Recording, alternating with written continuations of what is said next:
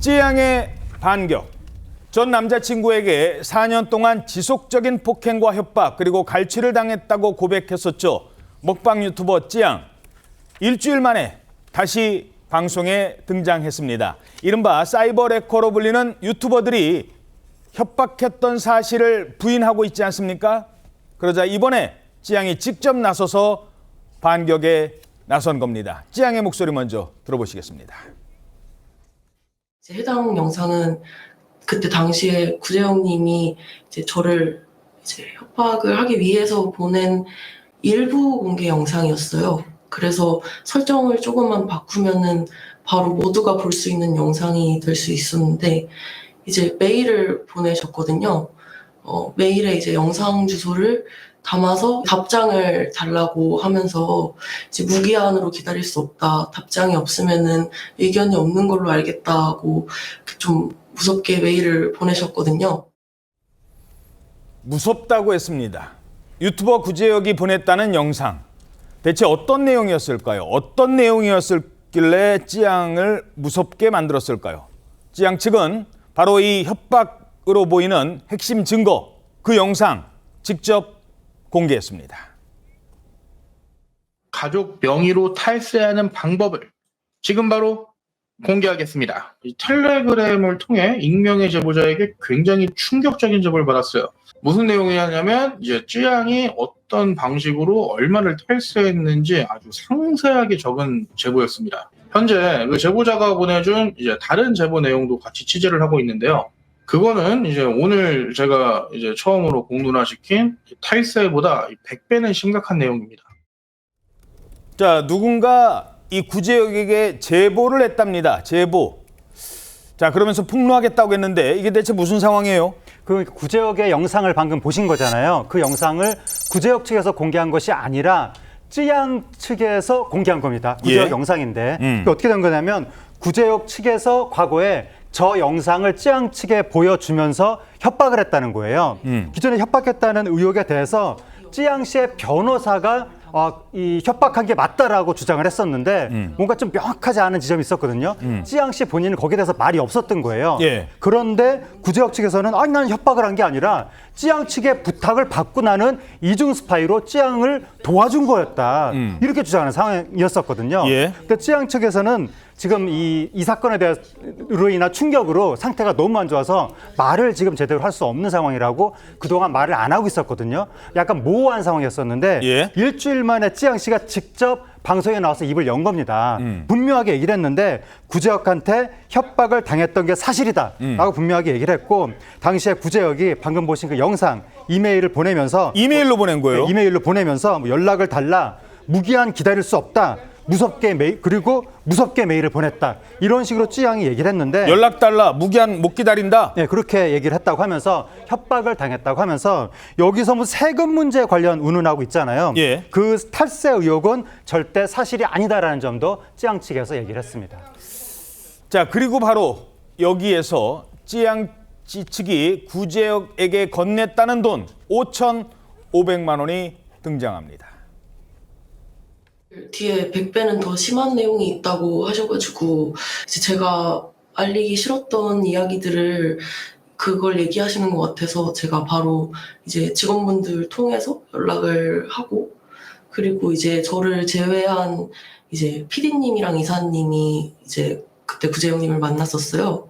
이제 그 후로 이제 좀 원치 않는 계약서를 쓰고 그 5,500만 원도 드리고 그렇게 했었거든요.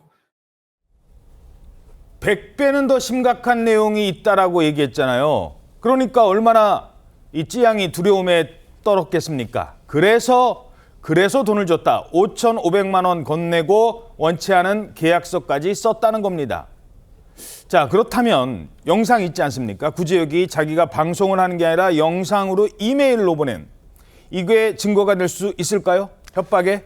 예, 수사기관과 재판부의 이제 판단을 따라 봐야겠지만 협박죄가 될 가능성이 상당히 높습니다. 왜냐하면 이 협박죄라는 게 타인에게 공포심을 유발할 만한 해악을 고지하는 행위를 말하는데 여기서 심지어는 피해자가 실제로 공포를 안 느꼈다고 하더라도 객관적으로 봤을 때 공포심을 느낄 만한 해악에 고지면 협박죄는 성립을 하거든요. 그런데 이제 이미 쯔양이 밝히기 싫은 내용의 영상을 이제 일부 공개를 하면서 구제역에게 전달을 받았고, 이 내용에다가 더 뒤에 더한 내용이 있다. 아마도 전 남자친구에 관련된 내용일 것이라고 생각해서 이거에 대한 공포를 느꼈다고 하는데, 이런 경우에는 협박으로 볼 가능성도 있습니다. 그리고 또한 그 합법적인 만약에 합법적인 내용에 대한 제보를 하겠다라고 하더라도, 실제 사실과 관련이 있다고 하더라도 그 정도가 지나치면 협박으로도 볼 수 있는데, 만약에 구제역이 이를 이용해서 협박 공포심을 일으켰고, 또 심지어는 거기에 이제 여기를 이용해서 5,500만 원의 금원을 받았기 때문에 이 부분에 대해서는 공갈죄가 성립할 가능성도 있습니다. 예. 자, 그렇다면 구제역은 어떻게 알았을까요? 아까 제보받았다고 했잖아요. 구제역 등에게 이런 내용을 제보했다는, 그동안 베일에 가려져 있던 그 제보자, 글쎄 제본지는 잠시 뒤에 판단해 보시기 바랍니다. 그 사람의 신원도 공개가 됩니다. 가까운 지인이 아니면 알 수 없었던 그 많은 일들, 누가 이런 제보를 했을까요? 충격적인 제보자의 정체 직접 들어보시죠. 이제 어제 알게 된 저는 너무 충격적인 사실이었는데, 이제 구제영님에게 저에 대한 사생활, 비밀, 허위 사실들을 제보한 사람이 전 소속사 대표가 아니라 전 소속사 대표의 이제 변호사님이라는 걸 알게 됐어요. 사실 전부터 좀 의심이 가는 부분이 많이 있었거든요. 이제 근데 변호사님이니까 절대 그런 일을 할 거라고 약간 의심만 했지 생각을 못 했었는데. 전 소속사 대표, 그러니까 찌양의 전 남자친구의 변호사였다는 겁니까? 네, 그렇습니다. 쯔양 씨 측에 따르면요, 구제역 씨에게 쯔양의 과거를 알린 제보자가 전 남자친구, 그러니까 전 소속사 대표의 전담 변호사 A 씨였다고 합니다. 쯔양은 구제역에게 협박성 메일을 받은 뒤에 전 소속사와 최 변호사만 알 수 있었던 내용이어서 이제 약속을 어겼다는 것으로 보고 2차 고소를 진행했다고 밝혔는데요. 이 쯔양에 따르면 사망한 전 남친과 이 A 변호사는 형, 동생 할 정도로 친한 사이였고 모든 걸 공유하는 사이였다고 합니다. 그런데 또 쯔양에 따르면 이 A 변호사가 정말 상식 밖의 행동을 하기도 했는데, 이 전 남친이 사망하고 불과 이틀 뒤에 A 변호사에게 연락이 왔다고 합니다. 그런데 이 A 변호사는 방향제와 탈취제 사업을 하는데 방송에서 한 번만 뿌려달라, 나 장관하고 싶다, 대통령 하고 싶다 이러면서 이제 유튜브 채널에서 광고를 좀 해달라고 말을 한 겁니다. 뭔 황당한 얘기를 많이 했군요. 네, 그래서 쯔양은 이제 이 모든 걸 알고 있는 A 변호사가 좀 두려워서 소속사 관계자들에게 비위를 좀 잘 맞춰줘라 이렇게 이야기를 했고요. 방향제 홍보는 이 채널의 성격과 맞지 않아서 하지는 않았지만, 이 전직 기자이기도 했던 A 변호사와 언론 계약서를 작성해서 지금까지 2,300만 원을 넘게 줬다고 밝혔습니다.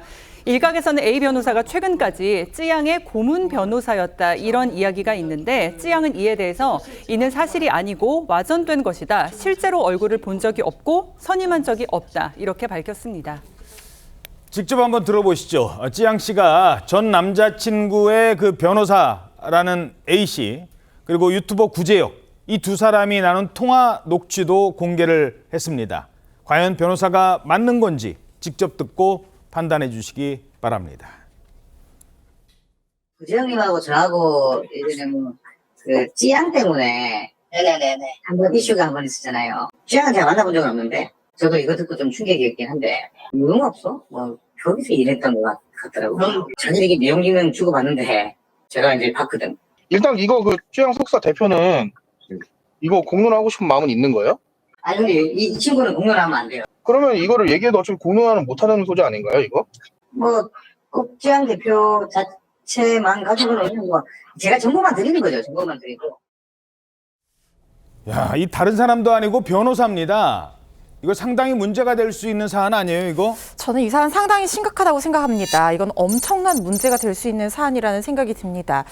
의뢰인에 대한 비밀 유지 의무가 변호사법에 규정이 되어 있죠. 이걸 위반한 걸 넘어서서 지금 만약에 찌양 씨가 얘기한 것이 모두 다 사실이라고 한다면 형법상 업무상 비밀 누설죄에 해당해서 처벌받을 여지도 있고요.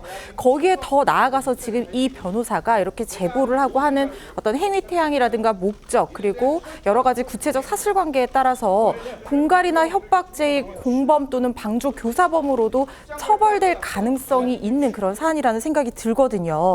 찌양 씨 측에서도 상당히 충격받은 것으로 보입니다. 너무나 개인적인 정보였기 때문에 예전부터 이 A 변호사가 의심이 되기는 했지만 설마 변호사가 그래도 변호사잖아요. 변호사가 이런 일을 벌일 거라고는 생각을 하지 못해서 충격을 받았다라고 얘기를 했는데요. 변호사가 최소한 윤리를 저버리고 전 의뢰인이 갖고 있던 정보로 찌양 씨를 협박을 했고 또 다른 익명의 이 제보자에게 받았다는 방금 들으신 녹취를 그 증거로 공개를 한 겁니다. 변협이 나섰습니다. 어허. A 변호사에 대한 조사를 요청하는 제3자 신고가 어제 협회로 접수가 됐다라고 하면서 직권 조사를 개시하기로 결정했다 이렇게 밝혔는데요. 직권 조사에 나섰군요, 변협이. 그렇습니다. 변협 측에서 이거는 징계를 할 수 있는 사안이고 징계 이후에 형사처벌까지도 이 가능성이 있는 사안이라는 생각이 드는데요. 그리고 특히 지금 이 경위가 보면은 너무나 참담한 부분이 그 자신의 의뢰인이었던 전 남친이 사망한 지 이틀 만에 그 유서를 들고 찌양 씨한테 찾아가서 자기가 하는 사업에 그 물품을 홍보해달라 이런 요청을 했단 말이죠. 이거는 그 유서를 뭐 어떤 내용인지 무슨 취지로 남겼는지는 알 수 없지만 전 의뢰인과의 관계에서도 상당히 비윤리적인 일이고 찌양 씨 입장에서 봐도 그 사람과의 관계가 어땠든 간에 지금 가까운 사람이 사망을 한 상태잖아요. 그런데 그 유서를 들고 가서 제품을 홍보해달라고 하면 그 받는 심리적인 충격이 얼마나 크겠습니까? 거기다가 그 전에 자신의 의뢰인이 했던 불법적인 일을 그대로 이어받아서 어떤 이 찌양 씨에 대한 사적인 그런 내용을 가지고 똑같은 불법적인 일을 하려고 했다고 하면 이 부분 상당한 문제로 계속해서 이어질 거라는 생각이 듭니다. 예, 뭐 지금 조사받는 사람들뿐만 아니라 과거에도 찌양 협박에서 돈 한 2억 가량을 뜯어낸 여성 2명이 있었답니다. 이들도 이번에 함께 고소를 했다고 합니다. 그런 생각 들지 않았습니까? 찌양이 그 남자친구의 강요에 의해서 뭐 유흥업소 같은 데 나가라고 하고 그래서 이제 그거 못 하겠다고 하니까 그러면 돈 벌어오라고 그래서 먹방을 시작했는데 아니 저거 억지로 먹는 거 아니야? 너무 힘들었지 않았을까? 이런 생각도 많이 했었을 텐데 거기에 대해서 이 많은 분들이 걱정했던 부분, 저거 혹시 억지로 먹는 거 아니야 하는 부분에 대해서 찌양이 입장을 밝혔다고요? 네, 그 부분에 대해서 이번에 얘기했는데 뭐 찌양 씨가 폭행당하면서 방송하고 수익도 다 같이 당했다고 하니까 그럼 억지로 강요에 의해서 방송한 거 아니냐 그런 얘기가 퍼졌었는데 찌양 씨가 이번에 오해하시는 부분이 있다. 방송 억지로 한 거 절대로 아니다. 라고 이야기하면서 나는 방송할 때마다 너무 행복했고 댓글 볼 때마다 너무 위로가 돼서 행복해서 버틸 수 있었다. 그러니까 방송을 억지로 한 것이 아니라 방송은 내가 좋아서 한 것이고 방송 덕분에 그 엄청난 피해에도 고통의 시간을 내가 그동안 버틸 수 있었다. 그러니까 내 진심에 의한 방송이었다라고 하면서 일부 분들이 찌양 씨가 먹방 후에 토한 거 아니냐 그런 의혹도 제기했는데 뭐 그런 얘기도 그것도 있었어요. 전혀 사실 무근이다. 난 진짜 그대로 글자 그대로 다 먹었다. 그렇게 이야기했습니다. 예. 자, 이 뭐 유튜버 이 사람들 지금 검찰 수사도 이제 본격적으로 시작될 것 같다고요? 예, 맞습니다. 검찰은 찌양을 협박한 혐의를 받고 있는 유튜버 구제혁과 그리고 전국진에 대해서 강제 수사에 착수했습니다. 어제 검찰이 이들의 주거지를 압수수색해서 관련 자료를 확보했는데요.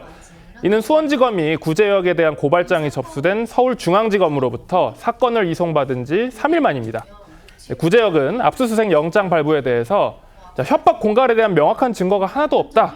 영장에 명시된 발언도 한 적 없다. 이렇게 항변을 하고 있습니다. 알겠습니다.